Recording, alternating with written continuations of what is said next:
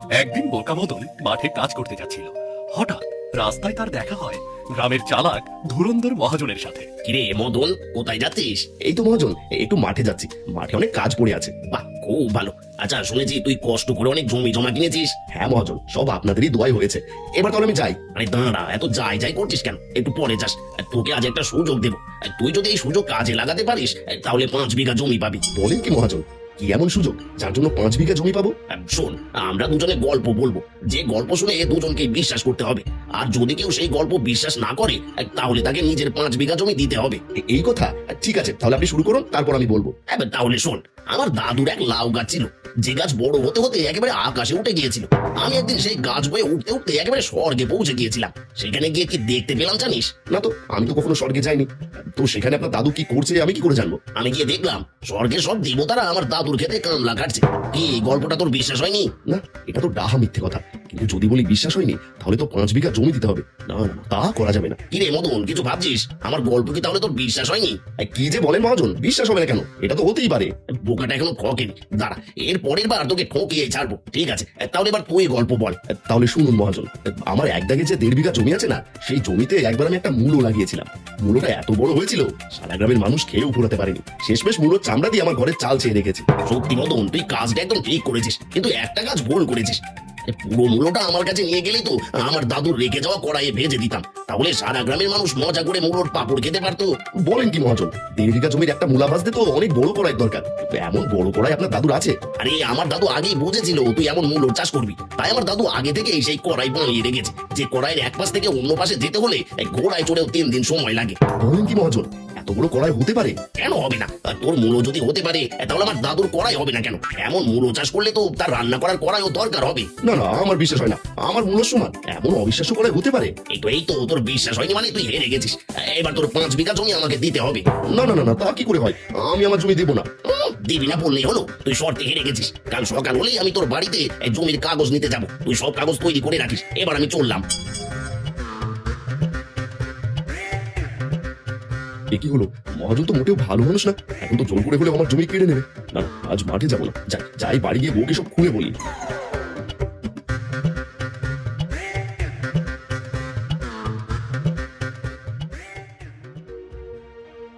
একি, তুমি কাজ না করে এখনই বাড়ি ফিরে আসলে কেন? সর্বনাশ হয়ে গেছে। মহাজন আমাকে কথার জালে ফাঁসিয়ে এখন 5 বিঘা জমি দাবি করছে। কাল সকালের মধ্যে জমির কাগজপত্র হাতে রাখতে বলেছে। বলো কি? তা মহাজন তোমাকে কি এমন কথার জালে ফাঁসালো?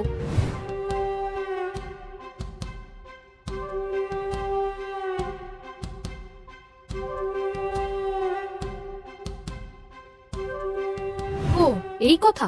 ঠিক আছে, ও নিয়ে তোমাকে চিন্তা করতে হবে না। যাও, তুমি মাঠে গিয়ে কাজ করো। কাল সকালে মহাজন আসলে আমি সব দেখে নেব। তুমি যত সহজ ভাবছো তত সহজ না। মহাজন খুবই চালাক মানুষ, সে জোর করে হলেও আমাদের জমি নিয়ে নেবে। সেসব আমি দেখে নেব। যাও, তুমি গিয়ে কাজ করো, যাও। ঠিক আছে, যাচ্ছি। দুষ্টু মহাজন, আমার স্বামীটাকে বোকা পেয়ে ঠকিয়েছো। কাল আসলে মজা দেখাবো।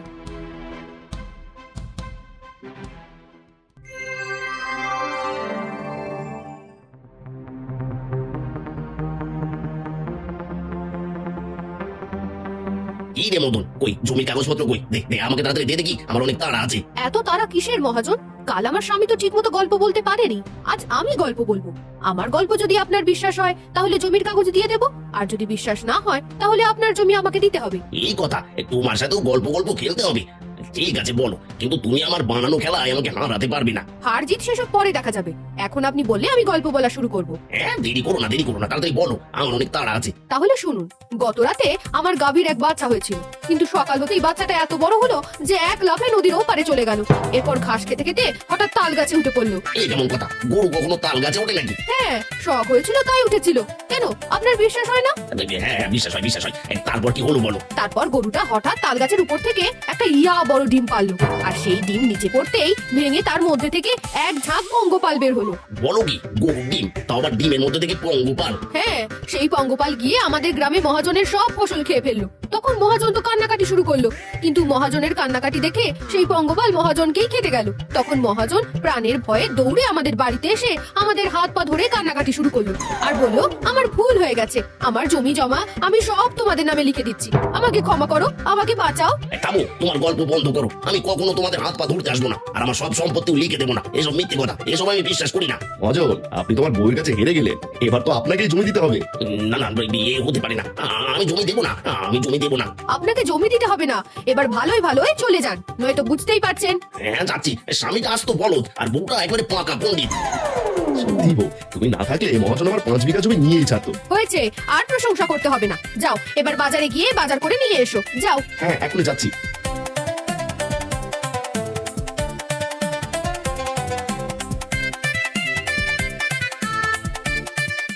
এই যে বাবা, কোথায় যাও?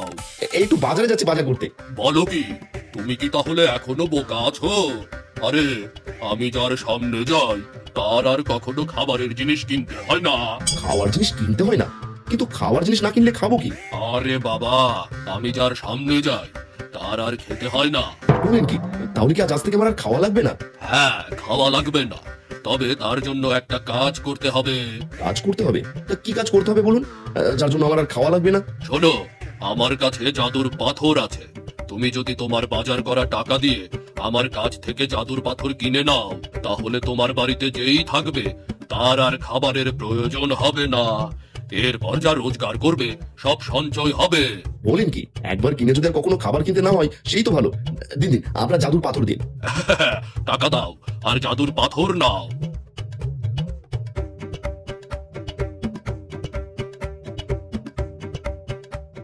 সত্যি বাবা, আপনার সাথে দেখা হয়ে আমার জীবনও ধন্য হলো। এবার তাহলে আমি চাই। নিশ্চিন্তে বাড়ি যাও।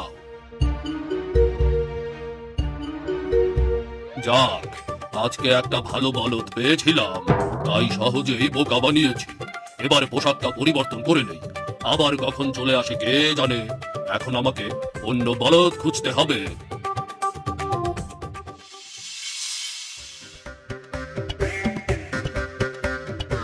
এ কি, তুমি খালি হাতে ফিরে এসেছো কেন? তোমার হাতে বাজারের ব্যাগ কোথায়? আরে রাখো তোমার বাজার, এই দেখো আমি কি নিয়ে এসেছি, জাদুর পাথর। এই পাথর কোনো সাধারণ পাথর নয়, এই পাথর ঘরে রাখলে আমাদের আর খিদেও লাগবে না, খেতেও হবে না। তুমি কি এই পাথর টাকা দিয়ে কিনে এনেছো? হ্যাঁ, বাজার করা টাকা দিয়ে তো এই পাথর কিনেছি, একদিন খরচা করেছি, এখন এই পাথর থেকে খাওয়া দাওয়া সব খরচ বেঁচে যাবে। তোমার মতো বোকাকে নিয়ে আমার যত জ্বালা। আর তোমাকে মিথ্যে বলে আবার কেউ ঠকিয়েছে। পাথর ঘরে রেখে যদি খাবারের দরকার না হতো, তাহলে কি ওই পাথর তোমার কাছে বিক্রি করতো? তাছাড়া সকালে তো কিছুই খাওনি, এখন কি তোমার কোনো খিদে পাইনি? তুমি তো ঠিকই বলেছো, আমারও একটু একটু খিদে পাচ্ছে, কিন্তু আমি বোকাশোকা মানুষ বলে এত কিছু বুঝতে পারিনি। তাহলে এখন কি করা যায়? অতগুলো টাকা। শোনো, আমি তোমাকে যা যা বলি তাই তাই করো। নিশ্চয়ই এতগুলো টাকা পেয়ে লোকটা মুখোশ পাল্টে ফেলেছে। এবার আমার কথা মতো রাস্তা দিয়ে যাবে, আর তোমাকে যদি কেউ ডেকে নিজে থেকে কথা বলতে চায়, তাহলে তুমি এই কথা বলবে। কিন্তু তুমি যা বললে তেমন তো আমাদের কিছুই নেই। আরে আমি যা বলছি তাই করো, তোমাকে অত বুঝতে হবে না। দাও পাথরগুলো আমাকে দিয়ে তাড়াতাড়ি যাও, আর আমি গিয়ে গরুগুলোকে মাঠে রেখে আসি।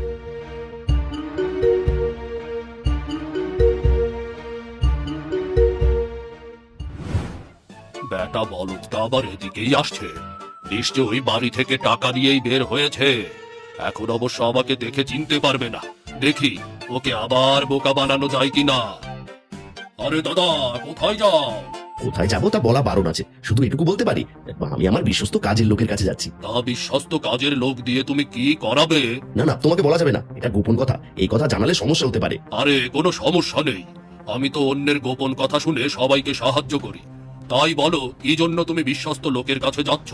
ঠিক আছে, তাহলে তোমাকে বিশ্বাস করে বলছি, কিন্তু এই কথা কাউকে বলা যাবে না। হ্যাঁ হ্যাঁ, ও নিয়ে তোমাকে ভাবতে হবে না, তুমি বলো। তাহলে শোনো, আমার ছোট্ট একটা পুকুরে কয়টা জাদুর মাছ আছে, যারা রোজ সোনার ডিম দেয়। কিন্তু কয়দিন হলো মাছগুলো বেশি জলে ডিম দিচ্ছে, এখন জল থেকে সোনার ডিমগুলো তুলতে হবে। তো এই কথা সবাইকে তো জানানো যাবে না, এই জন্যই আমি আমার বিশ্বস্ত লোকের কাছে যাচ্ছি। সে মাঝে মাঝে গিয়ে অর্ধেক ভাগ নিয়ে ডিমগুলো তুলে দেবে। বলো কি, জাদুর মাছ আবার সোনার ডিম? হ্যাঁ, একদম খাঁটি সোনা, কিন্তু এই কথা তুমি কাউকে বলবে না। এবার আমি চাই গিয়ে আমার বিশ্বস্ত লোকটাকে খুঁজে নিয়ে আসি। আরে দাঁড়াও, তুমি এক কাজ করো, আমি যেহেতু সবকিছু জেনে গেলাম, তুমি আমাকেই নিয়ে চলো, আমি গিয়ে ডিমগুলো তুলে দেব। আমাকে না হয় একটু কমই দিও। কিন্তু তোমাকে নিয়ে যাও কি ঠিক হবে? আরে চিন্তা করছো কেন, আমি কাউকে বলবো না। ঠিক আছে, তাহলে চলো।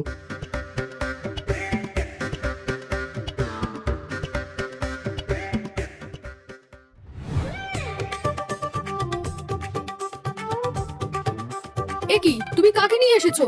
এনাকে তো আমি চিনতে পারছি না। আরে এই লোকটা অনেক ভালো, পথে পেলাম তাই নিয়ে আসলাম, এও কাউকে কিছু বলবে না। হ্যাঁ হ্যাঁ হ্যাঁ, আমি কাউকে কিচ্ছু বলবো না। আপনার আপনার স্বামী আমাকে সব বলেছে। ঠিক আছে, এবার ঝোলাটা রেখে জলে নেমে পড়ুন। আর শুনুন, অর্ধেকের বেশি কিন্তু দিতে পারবো না। হ্যাঁ হ্যাঁ, অর্ধেকের বেশি দিতে হবে না, অর্ধেক হলেই চলবে। ঠিক আছে, তাহলে এবার নেমে পড়ুন।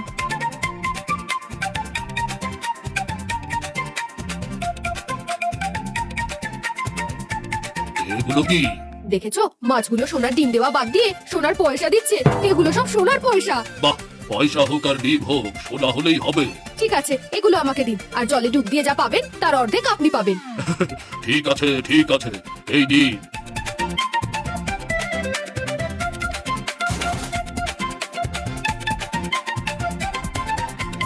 কি পেয়েছেন কিছু? না, এখনো পাইনি, তবে পাবো। ঠিক আছে, খুঁজতে থাকুন।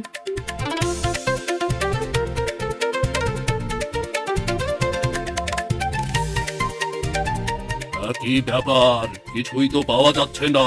পাবেন কি করে? নিশ্চয়ই মাছগুলো ডিম দেওয়া বন্ধ করেছে। তার চেয়ে আপনি উঠে আসুন আর এই জাদুর পাথরগুলো নিয়ে যান। তাহলে আর আপনার খিদেও লাগবে না, আপনাকে রোজগারও করতে হবে না।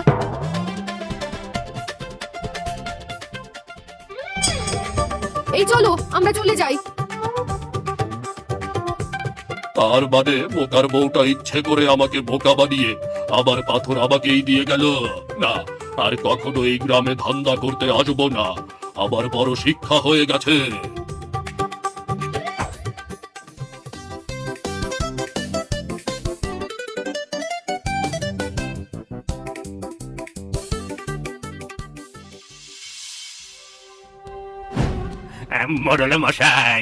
মোড়ল মশাই সর্বনাশ হয়ে গেছে। ওই মদনের গরুটা আমার গরুটাকে মেরে ফেলেছে। এসব কি বলছিস? গরু কখনো গরুকে মারতে পারে? আমি মাঠে গিয়ে নিজের চোখে দেখেছি, মদনের গরু আমার গরুটাকে এক গুঁতোতেই মেরে ফেললো। আপনি যদি মদনের কাছে থেকে আমার গরুর ক্ষতিপূরণ নিয়ে দিতে পারেন, তাহলে আমি আপনাকে খুশি করব। এই তো এবার লাইনে এসেছিস। মদনের গরু তোর গরুকে না মারলেও ক্ষতিপূরণ হিসেবে মদনের গরুটা তোকে নিয়ে দেবো। তার জন্য আমার পকেটও ভরে দিতে হবে। ও নিয়ে আপনাকে চিন্তা করতে হবে না, আপনি সময় মতো পেয়ে যাবেন। ঠিক আছে, তাহলে এবার যা, গিয়ে গ্রামের সবাইকে জানিয়ে দে কাল সকালে মদনের বিচার হবে। আমি এখনই যাচ্ছি। বাবু, আমাদের গরুগুলো তো মাঠে রয়েছে, আমি গিয়ে গরুগুলোকে নিয়ে আসি। হ্যাঁ, তাড়াতাড়ি যা।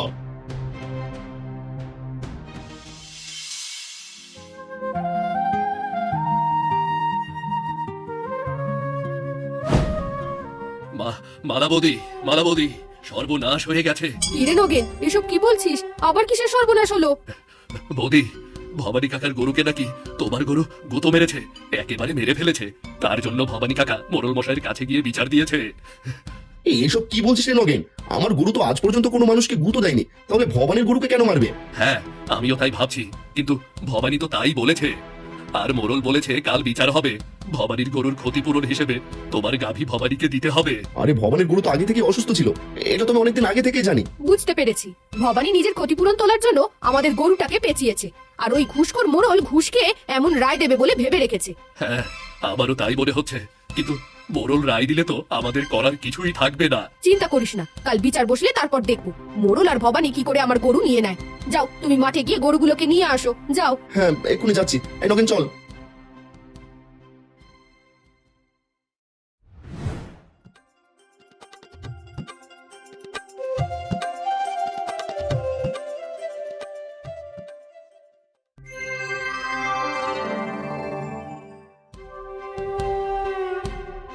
ইরে ভবানী, মদন আর মদনের বউ আসছে না কেন? ওরা কি জানে না আজ ওদের সালিশ আছে? হ্যাঁ মোড়ল মশাই, আমি তো চৌকিদার দিয়ে খবর পাঠিয়ে দিয়েছি। তাহলে তো দেরি করছে কেন? ওরা কি আমার রাগ সম্পর্কে কিছুই জানে না? মোড়ল মশাই, ওই মদনের বউ একটা পাক্কা পণ্ডিত, সে নিশ্চয়ই তার গরু বাঁচানোর জন্য বুদ্ধি আছে। আরে তুই চিন্তা করিস না, মদনের বউ যতই বুদ্ধি আটুক না কেন, মদনের গরু তোকে দিতে হবে, তা না হলে কোনো নিস্তার নেই। কিন্তু মোড়ল মশাই, আমার তো মনে হচ্ছে ওরা বিচারেই আসবে না। আসবে আসবে, বিচারে না এসে কি কোনো উপায় আছে? বিচারে না আসবে তো গ্রামের সবাই ওর ঘর বাড়ি ভেঙে দেবে। কি ব্যাপার, বিচারে আসতে তো দেরি করলে কেন? তোমাদের কি আক্কেল জ্ঞান বলতে কিছুই নেই? আক্কেল জ্ঞান সবই আছে মোড়ল মশাই, কিন্তু সর্বনাশ হয়ে গিয়েছিল, তাই আসতে একটু দেরি হয়ে গেছে। আমার কিসের সর্বনাশ হলো? আর বলবেন না, আমাদের পুকুরের জলে হঠাৎ আগুন ধরে গিয়েছিল, আর সেই আগুন এই তালপাতার পাখা দিয়ে নেভাতেই আসতে একটু দেরি হয়ে গেল। আমার সাথে মস্করা করা? পুকুরের জলে কখনো আগুন লাগে? আর আগুন লাগলেও তোমার হাতের এই সামান্য পাখা দিয়ে তুমি কি করে আগুন নেভালে? তাই যদি হয় মোড়ল মশাই, তাহলে গরুর গুতায় গরু কি করে মরে? আর আমার গরুর তো শিং নেই, তাহলে শিং ছাড়া গরু কি করে অন্য গরুকে মারবে? কি শিং নেই? কি রে ভবানী, মদনের কোনো শিং নেই? আগে তো বলিসনি। আসলে মরল মশাই আমিও ভালো করে লক্ষ্য করিনি। তবে চিন্তা করবেন না, আপনার টাকার পরিমাণটা বাড়িয়ে দেব। আপনি শুধু রায়টা আমার পক্ষে দিয়ে দিন। এই চুপ কর কথা, এখন তোর পক্ষে রায় দিলে সবাই আমাকে ঘুষখোর ভাববে, শেষে দুজনেই ফেঁসে যাবো। কি হলো মোড়ল মশাই, দুজন কানে কানে কি বলছেন? কিছু না কিছু না, আমি বুঝতে পেরেছি এই ভবানী তোমাদের বিরুদ্ধে মিথ্যে অভিযোগ করেছে। যে গরু শিং নেই সে গরু কি করে অন্য গরুকে মারবে? কেন মোড়ল মশাই, এই কথাটা আগে জানতেন না? না না, আগে জানলে কি আর বিচার নিতাম? আর তবে তুমি এই কথাটা যেভাবে বোঝালে, এবার আমার বোঝা হয়ে গেছে লোকের কথা মিথ্যা না। তুমি চাইলে 3টা নয়, তোমার বুদ্ধি দিয়ে একাই 7টা রাজ্য চালাতে পারবে। অবশেষে গ্রামের মোড়লও বুঝতে পারে মালা কতটা চালাক। এরপর থেকে গ্রামের যেই বিপদে পড়ুক না কেন, সবাই মালার কাছে আসতে শুরু করে। আর এভাবেই পুরো গ্রামের মানুষ চাষির বউয়ের বুদ্ধিতে সুখে শান্তিতে বসবাস করতে থাকে।